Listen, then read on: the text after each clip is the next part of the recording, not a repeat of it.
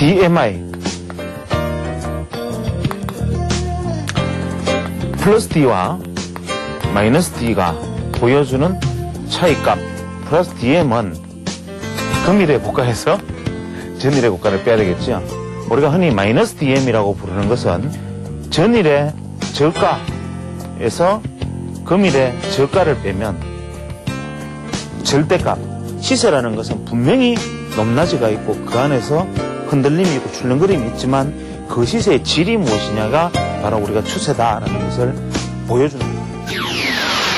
우리가 추세에 대한 이야기를 하다 보니까 이제 추세의 개념적 개념, 쉽게 말하면 직선 추세와 곡선 추세를 이야기했고, 그것을 그럼 곡선 추세를 개념적으로 그러면 잣대를 끄면 어떻게 할 것이냐라는 이야기를 하다 보니까 이제 DMI라는 지표를 끌어들여서 설명을 하게 됐단 말이죠. 그럼 DMI가 어떤 것이냐까지 이제 진행을 했지요. 그러면 그 플러스 DMI하고 마이너스 DMI가 크로스 되는 지점이 있지 않습니까? 예. 그런데 보면은 오므라졌다가 다시 오므라지는 듯 하면서도 다시 하는 게 있고, 예. 실제로 직접 크로스할 때가 있습니다. 예. 그걸 가만히 유심히 보면 예. 떨어지는 각도가 예. 아주 가파르면 예. 그대로 크로스하는 경향이 있고, 예. 천천히 떨어지면 예. 다시 벌어질 수도 있는 상황이 여러 발견되는데요. 예. 그 각도가, 떨어지는 각도가 중요한 것인가.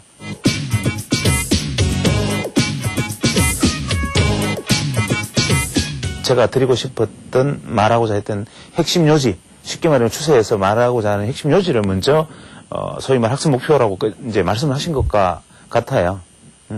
다른 질문 없습니까?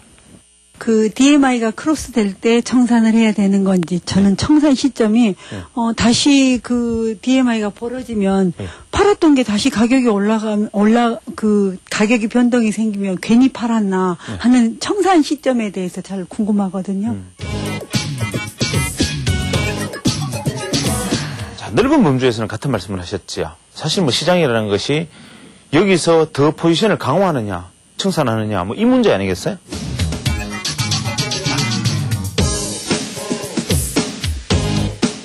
그래서 진입을 하는 거야. 사실 뭐 극단적인 경우에 그런 얘기도 합니다. 만약에 청산에 대한 자세만 잘 돼 있다면 진입 시점은 생각할 필요가 없다. 그냥 뺑뺑이 돌려서 아무 때나 화살을 던져서 진입을 하면 지금 당장 이 순간에 진입을 해도 되는 거죠. 진입은.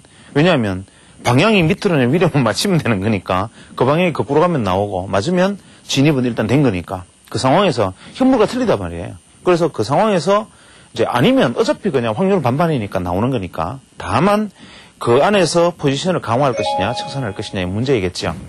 앞서 말씀하신 주제를 일단 만약에 DMI라는 관점에서 이제 이렇게 해서 이제 상승 추세가 보통 이제 진행이 됐다 이거죠. 이렇게. 그러면 이제 마이너스 T는 뭐 보나마나 불을 보듯이 이제 이런 형태로 갔겠지요. 우리가 시세가 이렇게 와서 실제로 이렇게 와서 자 이렇게 와서 이제 다시 또 하락 추세로 가겠지요. 다시 추세가 이제 축소가 되어서 이렇게 가면 여기에서 이렇게 해서 다시 추세가 강화되는 수도 있고 이렇게 다시 벌어지면 추세가 강화되는 수도 있고 그 다음에 추세가 이렇게 바뀌어버리는 수도 있는데 이것을 그러면 어떻게 우리는 해석을 해야 되나 이 이야기 하신 거죠. 그 다음에 이것을 미리 예측할 수 있는 방법은 없을까? 굳이 이렇게 크로스되고 난 다음 혹은 다시 튕겨나가고 난 다음에 훅이 생기고 난 다음에 보면 이미 훅이 생기고 날 때 숨이 생겼다는 게 확인이 될 때는 시장의 시세가 치고 나가버리고 크로스된 게 확인되고는 시세가 꺾여버린 다음이기 때문에 이게 사실 시세 자체는 굉장히 후행성이 강한 것이죠. 가격의 슬로프 상승하고 난 다음에 가격의 슬로프가 완만하니까 대체로는 훅을 하더라. 시장의 슬로프가 크니까 날카로우니까 대체로 뚫고 내려가는 경우가 많더라. 이런 얘기 하신 거죠. 그렇습니까? 예. 이게 이제 우리가 소위 말하는 그 시장의 추세와 조정과 파동과 거의 모든 것을 사실은 이 은유하고 있다고 해도 과언이 아닙니다. 왜냐하면 현재 이 부분에서 어떻게 될 것인가라는 것은 엄밀하게 이야기하면 여기서 결정나 있는 겁니다. 이것이 그러면 최대로 확대되었다 하면 뭐냐면 실제로 시세가 계속 위로 벌리면서 계속 매일매일 치고 났다는 거죠. 예를 들어서 뭐 TR 한 14다 이렇게 되면 트루레인지 14, 분모가 14다 그러면 거의 14일 동안 매일매일 뚫고 올라가요. 이게 매일매일 하루도 빠짐없이 고점을 실제로 종가상 고점을 경신하거나 종가상 고점을 경신 못한다 하더라도 종가상 밑에 있다 하더라도 최소한 이런 꼬랑대기라도 이런 꼴이라도 만들었던 시세를 연출했었다는 의미를 갖잖아요. 그렇죠. 그래서 여기서 우리가 소위 말하는 이렇게 꼬리를 계속 높여나갔던 이러한 어떤 시세의 범위는 쉽게 말하면 엄밀하게 말하면 더 이상 갈 수 있는 한계라는 것은 TR14 하면 14일 동안 더 이상 못 가잖아요. 이건 한계가 있는 거지. 그러면 최대 맥시멈의 폭이 이거란 말이에요. 최대 맥시멈의 폭이. 그러면 최대 맥시멈의 폭에서 그러면 단순히 가격이 똑같이 그만큼 상승할 수 있는가를 한번 생각해 봅시다. 보조지표의 함정이죠. 상승이 이렇게 굉장히 기분 좋은 양복을 하나 만들고 그 다음에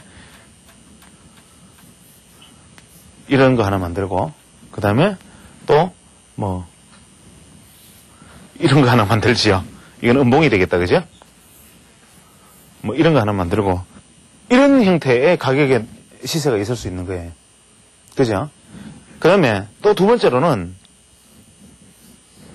정말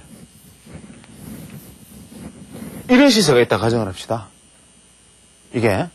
근데 이 안에서는 가끔 드물게 그냥 이제 뭐 이런 것도 하나씩 나오고 또 이런 것도 나오고 또 이런 것도 나왔다 가정하지요.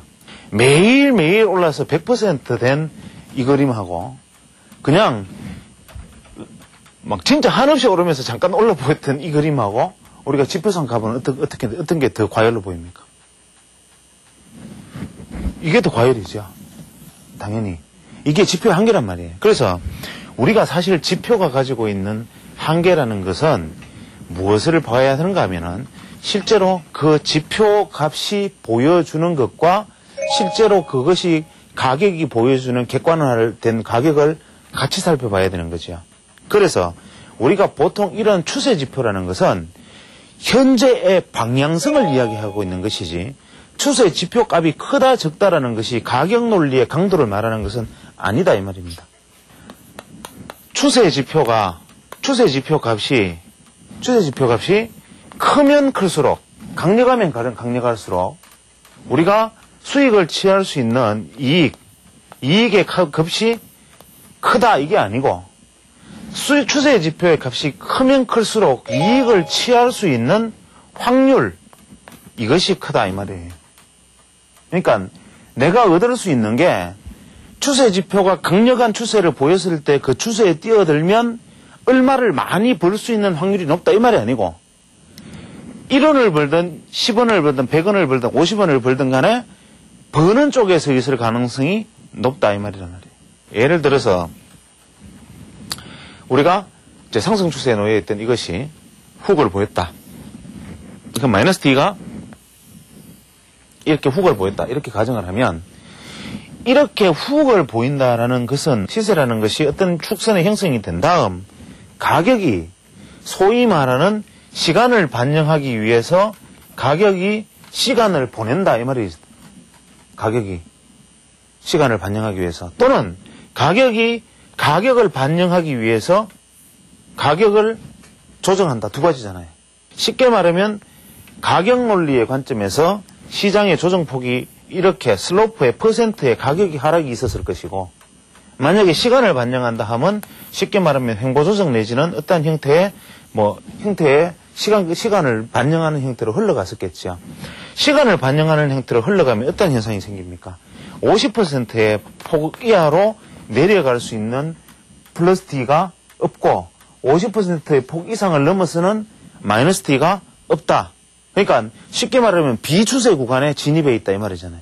ADX 같은 경우에 이런 경우에 추세가 이렇게 강해지다가 오히려 추세가 약해지는 형태의 상황에 지금 놓여 있는 것이죠.